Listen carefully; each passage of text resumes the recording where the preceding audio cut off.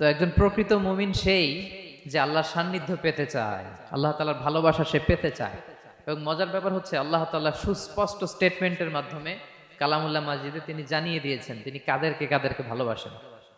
আজকের এই আলোচনায় আমরা সেটাই জানার চেষ্টা করব যে বিশেষ কিছু গুণান্বিত ব্যক্তি আছে যারা এই সৌভাগ্যের অধিকারী, যাদেরকে আল্লাহ তাআলা ভালোবাসেন বলে তিনি কোরআনে জানিয়েছেন। আমরা যেন সেই সমস্ত গুণগুলো আমাদের নিজেদের মধ্যে ধারণ করতে পারি। আল্লাহ তাআলা আমাদের তৌফিক দান করুন। আমরা সবাই আওয়াজ করে পড়ে আমিন। প্রিয় ভাই এবং বোনেরা, শুরুতেই একটা ইন্ট্রোডাক্টরি কথা বলে রাখি, ভূমিকা কথা মূল আলোচনায় যাওয়ার আগে। সেটা হচ্ছে আমাদের প্রত্যেকের মনে রাখতে হবে যে আল্লাহ তাআলা ভালোবাসা পাওয়ার প্রধান শর্ত হচ্ছে রাসূল সাল্লাল্লাহু আলাইহি ইসলামকে ভালোবাসা, তার অনুসরণ করা। This is the first and foremost reminder tonight. আজকের প্রথম রিমাইন্ডার এটা যে আমরা যে আল্লাহর ভালোবাসা পেতে চাই, এটার প্রধানতম শর্ত হচ্ছে আল্লাহ রাসূল সাল্লাল্লাহু আলাইহি ইসলামের অনুসরণ করতে হবে। ওনার অনুসরণ বাদ দিয়ে আল্লাহর ভালোবাসা কোশ্চিনকালেও পাওয়া যাবে না। যে আয়াত দিয়ে সূরাত আলে ইমরানের ৩১ নম্বর আয়াত দিয়ে আমি আমার আলোচনা শুরু করেছিলাম, এই আয়াতে আল্লাহ তাআলা খুব স্পষ্ট করে বলছেন, কুল ইন কুনতুম তুহিব্বুনাল্লাহা ফাত্তাবিউনি ইউহিব্বুকুমুল্লাহ। হে নবী, আপনি বলে দিন যে ওহে আমার উম্মতেরা, যদি তোমরা আল্লাহকে ভালোবাসতে চাও তাহলে ফাত্তাবিউনি, আমি নবীর অনুসরণ করো, তাহলে ইউহিব্বুকুমুল্লাহ, আল্লাহ তাআলা স্বয়ং তোমাদেরকে ভালোবাসতে শুরু করে দিবেন। বিশ্বনবীর ভালোবাসা ছাড়া, বিশ্বনবীকে অনুসরণ করা ছাড়া আল্লাহর ভালোবাসা কোশ্চিনকালেও পাওয়া যাবে। কাজী নজরুল ইসলাম খুব চমৎকার করে ওনার কবিতায় লিখেছেন, আল্লাহকে যে পাইতে চায় হাজরাতের অনুসরণে, আরশ কুরসি লৌহ কালাম না চাইতে পেয়েছে সে, রসুল নামের রশি ধরে যেতে হবে খোদার ঘরে, নদী তরঙ্গে যে পড়েছে ভাই দরিয়াতে সে আপনি মেশে, হাজরাতের অনুসরণে আরশ কুরসি লৌহ কালাম না চাইতে পেয়েছে সে। সুবহানাল্লাহ পড়েন। রাসূল সাল্লাল্লাহু আলাইহি ইসলামের অনুসরণের মধ্য দিয়ে আল্লাহ তাআলার ভালোবাসাটা অর্জন করতে হবে। এর বাইরে যে আল্লাহ তাআলার ভালোবাসা কোশ্চিনকালেও পাওয়া যাবে না। এবং রাসূল সাল্লাল্লাহু আলাইহি ইসলাম ঠিক যতটুকু করেছেন ঠিক অতটুকুই করতে হবে, এর চেয়ে বেশি করা যাবে না। রাসূল সাল্লাল্লাহু আলাইহি ইসলামের চাইতে কি বেশি মুত্তাকি হওয়া সম্ভব? সবাই বলেন নাই। রাসূল সাল্লাল্লাহু আলাইহি ইসলামের চাইতে বেশি বুজুর্গ হওয়া সম্ভব? ওনার চাইতে বেশি আল্লাহওয়ালা হওয়া সম্ভব? ওনার চাইতে বেশি আল্লাহ তাআলার কাছে প্রিয় ব্যক্তিত্ব হওয়া সম্ভব না, কোশ্চিনকালেও না, অসম্ভব। রাসূল সাল্লাল্লাহু আলাইহি ইসলামের সময়কালে কিছু সাহাবারা রাসূল সাল্লাল্লাহু আলাইহি ইসলামের স্ত্রীদের কাছে জানতে চেয়েছিল যে উম্মুল মুমিনিন, আপনারা বলুন যে রাসূল সাল্লাল্লাহু আলাইহি ইসলামের আমল কেমন ছিল?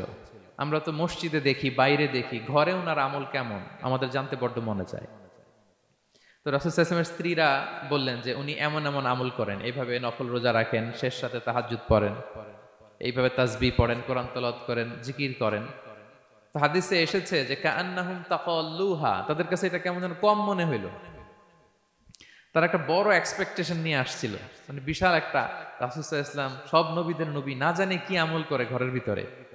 কিন্তু যখন রাসূল সাল্লাল্লাহু আলাইহি ওয়াসাল্লাম স্ত্রীদের কাছে শুনলো এই আমল তিনি করেন ঘরের ভিতরে, ওনারা হতাশ।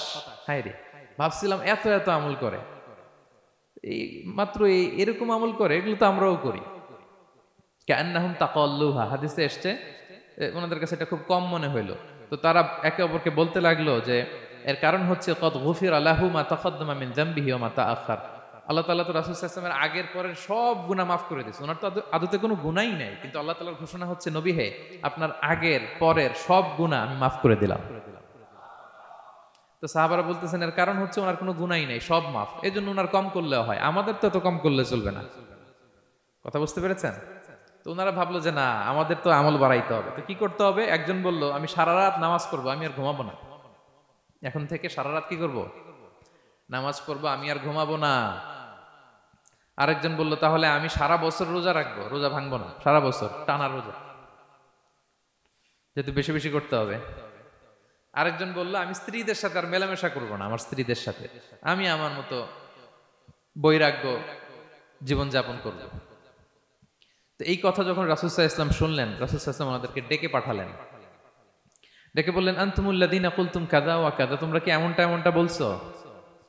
তারা ভয়ে বলতেছে ইয়া রাসূলুল্লাহ, জি আমরা তো এরকম করে ফেলছি, বলে ফেলছি। তখন রাসূল সাল্লাল্লাহু আলাইহি ওয়াসাল্লাম বললেন ওয়াল্লাহি ইন্নী লা আখশাকুম লিল্লাহি ওয়া আতকাকুম লাহু, আল্লাহর শপথ করে বলছি আমি তোমাদের মধ্য থেকে আল্লাহকে সবচেয়ে বেশি ভয় পাই। আমি সবচেয়ে বড় মুত্তাকি, আমার চেয়ে বেশি কেউ আল্লাহকে ভয় পেতে পারে না। তা আমি সবচেয়ে বড় মুত্তাকি, আমি সবচেয়ে বেশি আল্লাহর প্রিয় ভাজন, আমি আল্লাহর সবচেয়ে বেশি ভয় পাই। এরপরেও আমি রাতে ঘুমাই, আবার নামাজও পড়ি। সোম বৃহস্পতিবারে রোজা রাখি, বাকি দিনগুলোতে আমি খাই।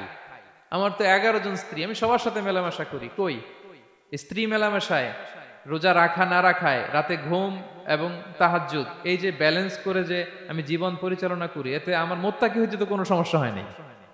আমি শ্রেষ্ঠ নবীর এই মর্যাদা অক্ষুণ্ণ রাখতে তো আমার সমস্যা হয়নি, তো তোমাদের সমস্যা কোথায়?